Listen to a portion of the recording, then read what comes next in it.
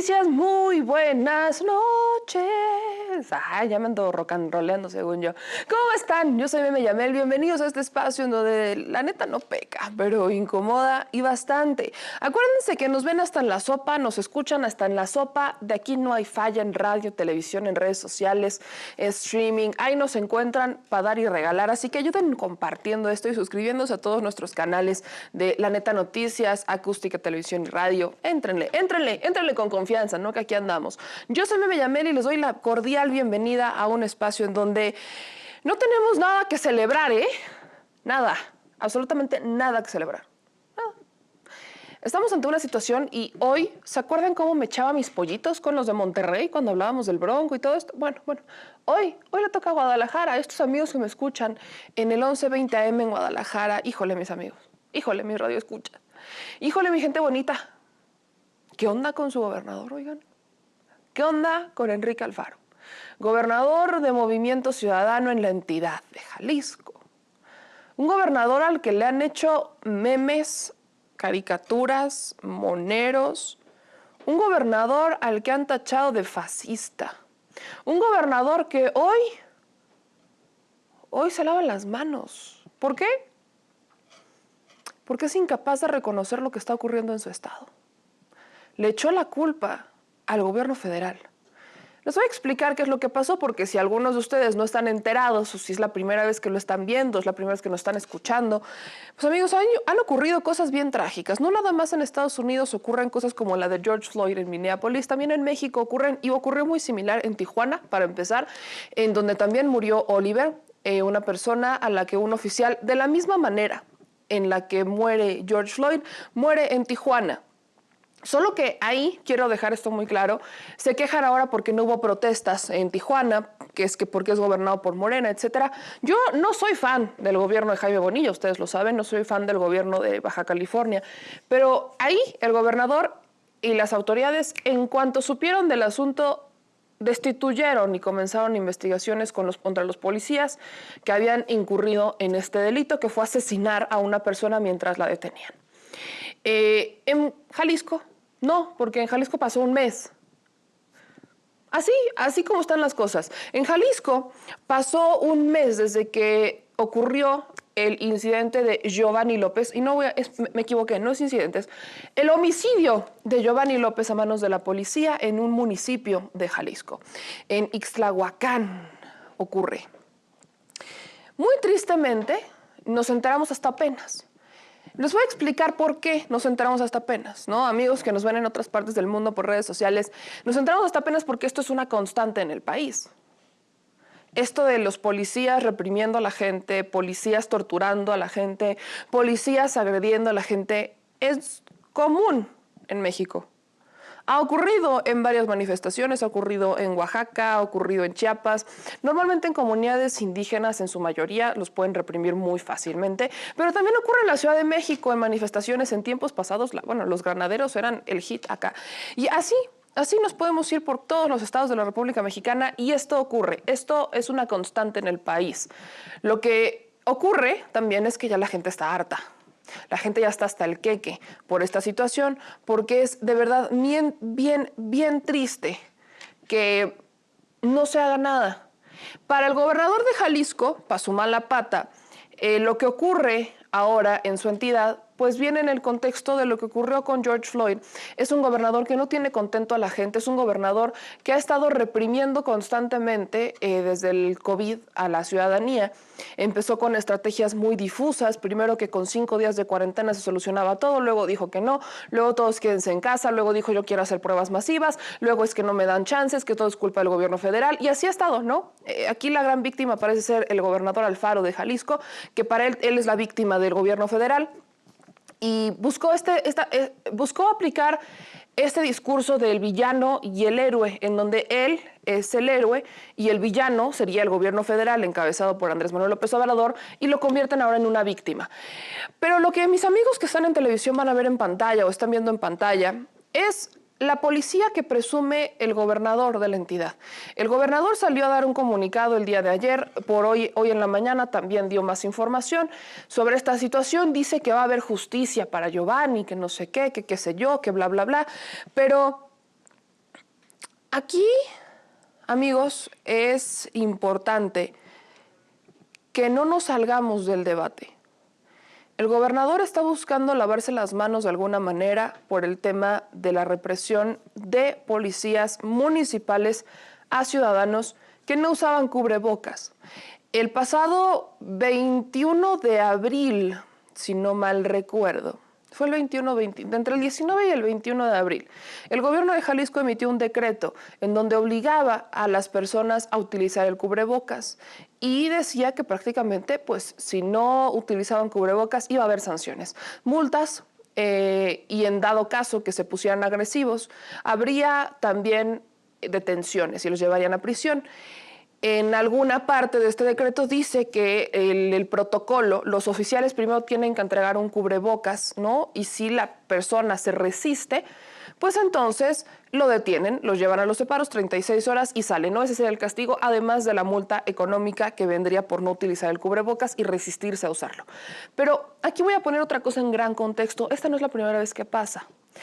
Igual en Jalisco, en otro municipio, días antes, recién implementado el tema de los cubrebocas, una persona, se hizo también viral un video de una persona a la que unos policías municipales pues estaban tomando por la fuerza porque no usaba el cubrebocas. El señor les decía, es que yo no tengo cubrebocas, no hay, no encontré.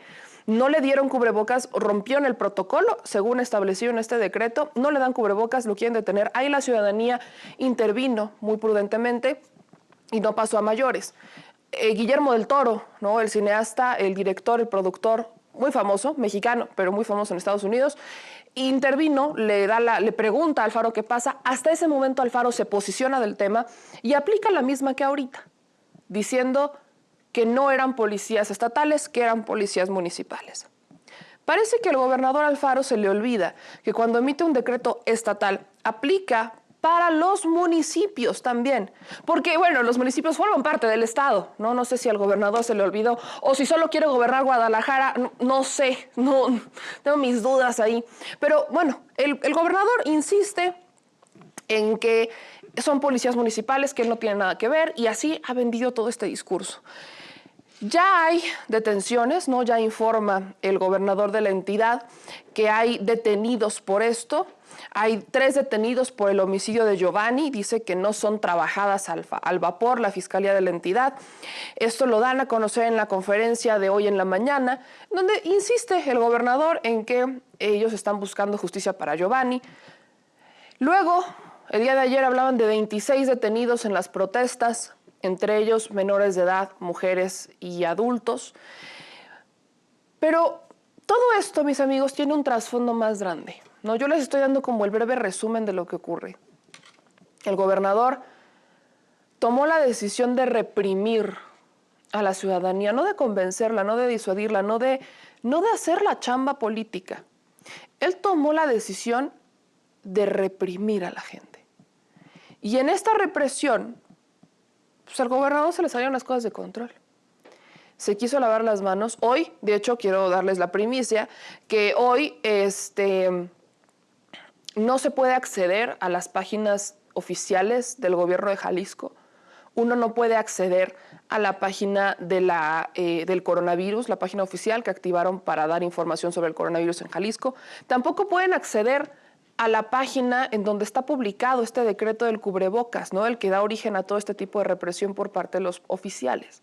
No podemos acceder a ellos. ¿Por qué? No lo sabría hasta que entonces me entregan, me hacen favor a través de las redes sociales de mandarme un documento que pertenece a este decreto del 21 de abril, en donde dicen, y quiero leerlo textualmente, esto se publica el 21 de marzo, se publica antes que el decreto de los cubrebocas y dice en el periódico oficial del Estado de Jalisco que se suspende cualquier término y plazo que estén relacionados con los procedimientos administrativos de acceso a la información pública, de protección de datos personales establecidos en la Ley de Transparencia y Acceso a la Información Pública del Estado de Jalisco y sus municipios, y la Ley de Protección de Datos Personales en posesión de sujetos obligados del Estado de Jalisco y sus municipios, así como los derivados de la Ley para los servidores públicos del Estado de Jalisco y sus municipios. Competencia del Poder Ejecutivo Estatal por el periodo comprendido del viernes 20 de marzo del 2020 al viernes 17 de abril del 2020. Entonces, del 20 de marzo al 17 de abril se suspendió, ¿no?, cualquier tipo o plazo relacionado con la transparencia en la entidad.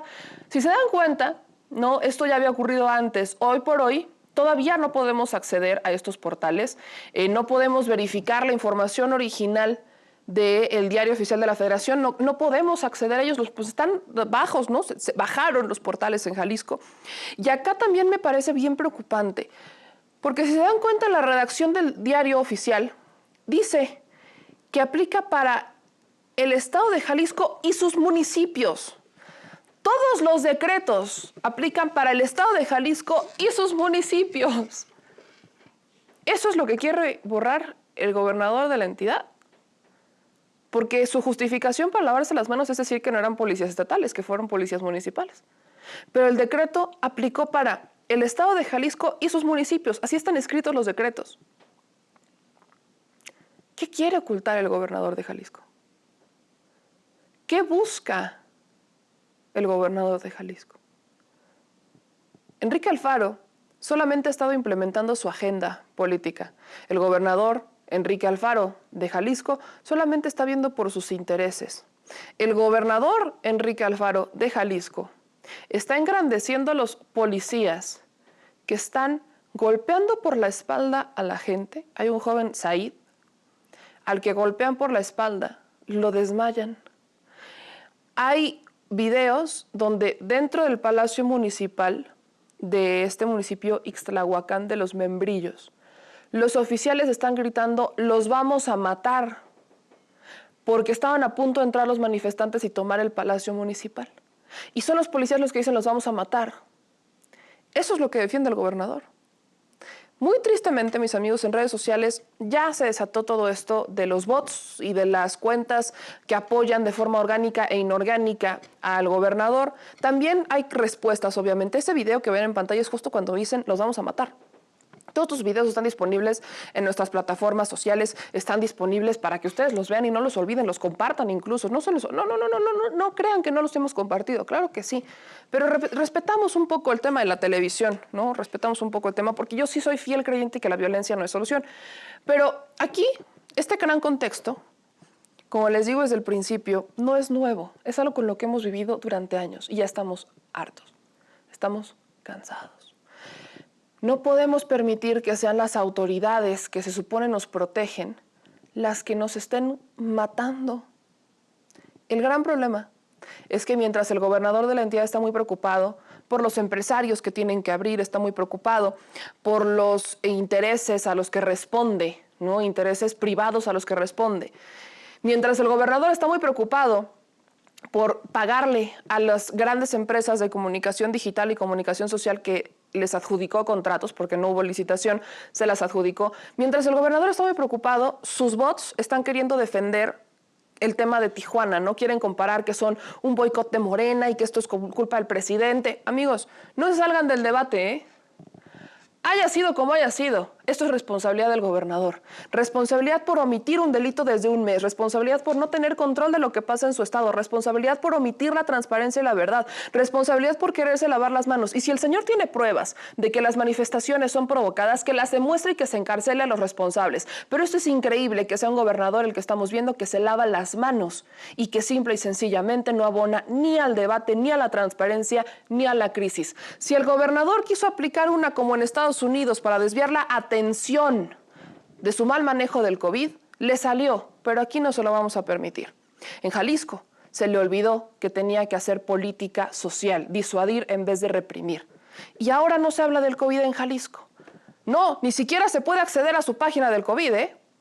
Pero el señor sí quiere abrir, sí quiere convertir el semáforo de Jalisco en verde para que se abran los comercios y se abra la vida social.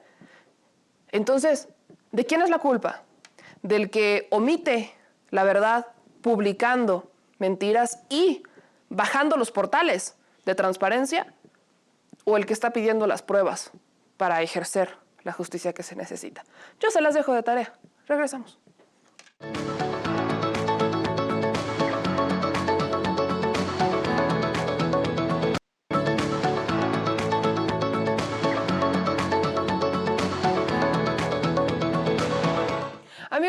regresamos y es importante también que veamos los números, cómo andan las cifras, cómo andan las evaluaciones, cómo están las estadísticas, cómo están estas gráficas que, si bien es cierto, no deciden, sí nos llevan a tener un gran panorama sobre lo que ocurre en México, cómo está el COVID y sobre todo la aprobación del presidente. Esto es histórico, hay que recordarles a muchos que Andrés Manuel López Obrador es el presidente que tiene pues mayor popularidad en los últimos, comparado con los últimos sexenios, ¿no? Con los últimos presidentes. Y para hablar un poquito más de estos temas, tengo en la línea a Roy Campos de Consulta Mitofsky. Roy, gracias por tomarnos la llamada. ¿Cómo estás? Muy bien, buenos días, qué bueno que te digo bien, síguete cuidando, meme. Oye, vamos a ponerle el contexto, creo que lo iniciaste bien. Hay que recordar, López Obrador es el presidente con más legitimidad, o sea, porque la forma en que llegó es, a ver, quien quiera alegarle que no, ganó en 31 de los 32 estados, arrasó en todos los grupos sociales, es decir, llega muy fuerte, con unas ganas de cambiar, que ha tenido costos. O sea, ha tenido costos y en estos ya 18 meses, porque estamos en el mes 19, pues sí ha habido desgaste de su gobierno. Compararlo con los gobernantes anteriores es un poco injusto para todos. Los contextos son distintos. Redes sociales, imagínate, ¿no? Las redes sociales las sufrió Peña Nieto y ahora mucho López Obrador. Los anteriores sufrieron muy poco el embate de las redes sociales como se tiene ahora. Oye, Roy, a ver, hay un tema que sí, efectivamente, tienes toda la razón, tiene una mayor legitimidad. Es el presidente que llega con 30 millones de votos a la presidencia, entonces no podemos negarla. No, pero oye, nadie había llegado ni siquiera con 20, ¿eh? Eso, me acuerdo mucho que me habías dado ese dato cuando ya estaba llegando Andrés Manuel, y me dijiste, es que no había pasado esto es nuevo. Sí, pero, sí. oye, ahorita estamos en una temporada de la nueva normalidad y se pensaría que con estas giras que emprende el presidente, pues la gente diría, ¿qué pasa, no? Este mensaje opuesto de nos están pidiendo que se queden en casa, pero el presidente está saliendo, parecería que le afectaría, pero por lo que veo, ¿no? ¿Cómo está eso? A ver, primero sí le afectó, y le afecta inicio cuando anuncia voy a salir. Anuncia voy a salir al mismo tiempo que anuncia nadie salga. O sea, es una incongruencia, ¿no? Te presento el semáforo y dice, esto no ha cambiado y nadie salga. Pero yo sí voy a salir porque es muy importante mi trabajo. Ese momento le costó, y de hecho, el principio de esta semana tiene un descenso importante. Pero luego resulta que esa gira le sirve para conectarse con su público, con sus segmentos, los segmentos del sur a los que más apoya y los que más lo apoyan a él. Entonces, lo que les manda el mensaje a los habitantes de Oaxaca, de Chiapas, de Tabasco, es: no se me olvidan, aquí estoy con ustedes, con los proyectos del sureste. Y entonces, a final de cuentas, le sirve para subir en ese segmento, el segmento de los que votaron por él en el sureste, y eso lo mantiene, de manera que alcanza a recuperarse esta semana un poco. Mala semana, termina abajo de la semana pasada, pero parecía una debacle, después de la caída de martes, miércoles, que cae medio punto prácticamente en 2 días, alcanza a recuperarse, ¿no? Yo aparece en 48.9, que es menor al de la semana pasada, pero ya no fue la debacle que se veía venir. Esta va a ser su tercera semana consecutiva cayendo. Y mi querido Roy, eso también viene en un contexto donde tengo que preguntar, ¿cómo estuvo la evaluación del presidente conforme a la estrategia? ¿Creció la aprobación? ¿Aprobaron al presidente con su estrategia por el COVID o bajó?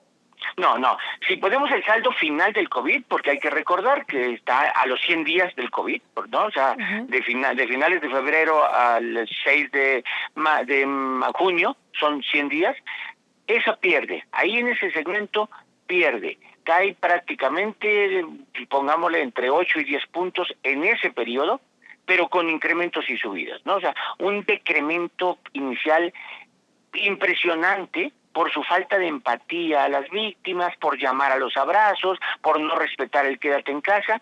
Le costó mucho al principio.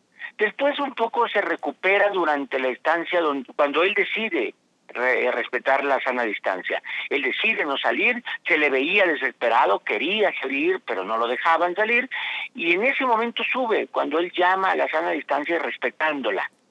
Pero después vuelve a bajar en esta semana y luego ya se mantiene. Pero digamos que en el saldo final de 100 días, baja. Oye, Roy, y hay muchas personas que me preguntan de qué nos sirve evaluar la popularidad o la aprobación del presidente en estos tiempos si no son electorales. Me preguntan mucho. Mira, eso es una pregunta medio absurda porque la respuesta no le sirve de nada. O sea, el que no le quiere servir no le sirve de nada. Tampoco sirve de nada que nos enteremos de lo que está pasando en Estados Unidos. Tampoco sirve de nada saber lo que está pasando en Italia, en España, en Francia. O no sirve de nada saber el valor del dólar si no vas a salir de viaje. Es decir, las noticias no es que sirvan o no sirvan, son noticias. O sea, son formas de evaluar. No sirve de nada verte en el espejo si no vas a estar a dieta. ¿Para qué te ves en el espejo? ¿No? Entonces, la cosa no es de sirve o no sirve, sino te interesa o no te interesa. O sea, hay gente al que sí le interesa ver cómo está el presidente. ¿Por qué? Porque es un símbolo de gobernabilidad, ¿no? ¿Qué tanto gobernabilidad? ¿Qué tanto liderazgo tiene el presidente? ¿Qué tanto mis vecinos están de acuerdo con lo que está haciendo el presidente? ¿No? O sea, un poco es, ¿te sirve o no te sirve? Pues bueno, es una forma de decir, ¿de qué te sirve saber quién es campeón de la Liga de Europa? Pues de nada, simplemente lo sabes o no lo sabes, ¿no? Y te interesa o no te interesa. Pero la pregunta es un poco absurda porque en tu vida diaria no te sirve nada. Vas, trabajas, cobras, comes y te duermes y no te sirvió de nada saber la popularidad. No, la pregunta es, ¿te interesa o no te interesa? A muchos sí les interesa y a los que no les interesa, pues no les interesa.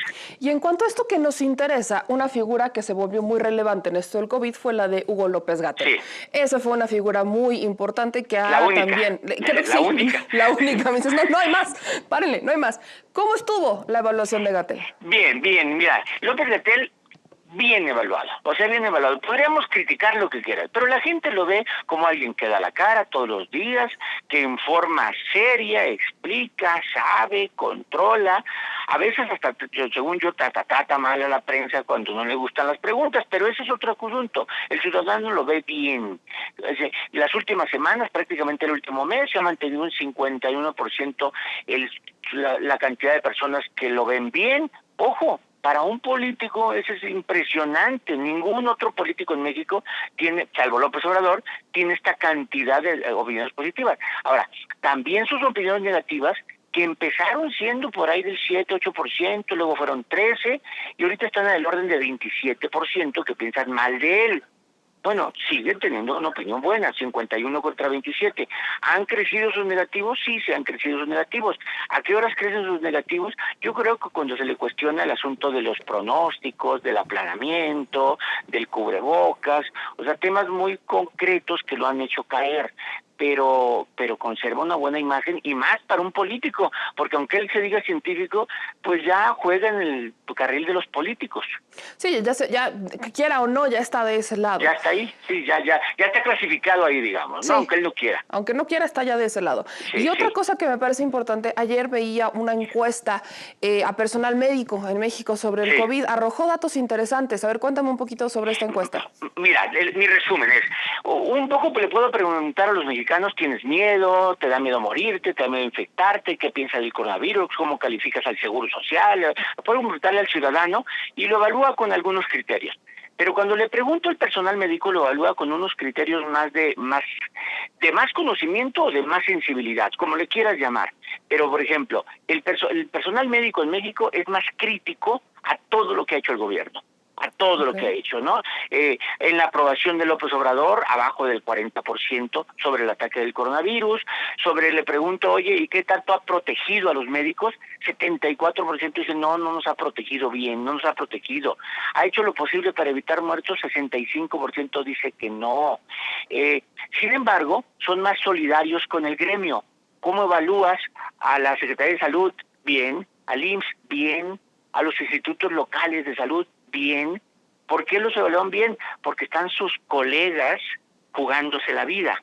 Entonces tienen una buena aprobación sobre sus colegas que están ahí. Luego tienen más miedo porque viven más cerca de la enfermedad.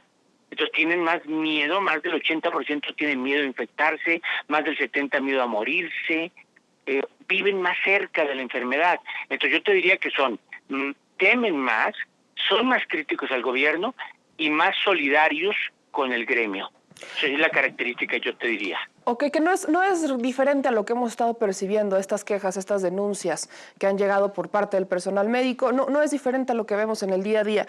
Y, Roy, tú con esta experiencia que tienes en Mitofsky, ¿cuál sería tu evaluación sobre el sector salud. Se ha criticado mucho, recordamos el pasado, ¿no? Como el abandono a los hospitales, Mira, el abandono, etcétera. ¿Cuál es tu evaluación sobre esto?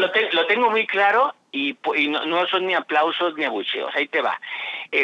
Voy a hacer un resumen rápido.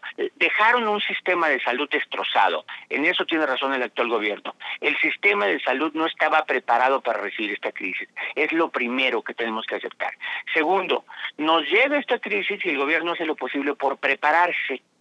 Todo el asunto de quédate en casa no era el objetivo de que no te infectes, no, es dame oportunidad de prepararme, de convertir camas, de equiparme.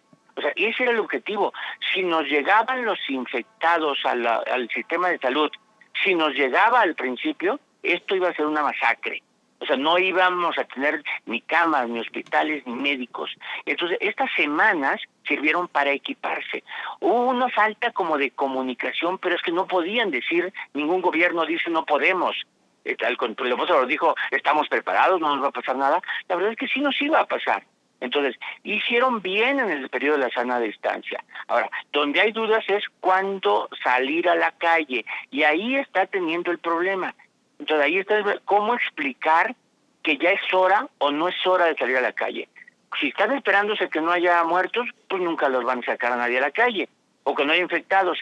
Ese es lo que se están atorando en la comunicación, cómo decir. Y yo creo que debería ser una medida muy fácil. Si tengo camas suficientes para atender a los que me lleguen, estoy preparado para sacar a la gente a la calle. No para que no se enfermen, estoy preparado para atenderlos a los enfermos.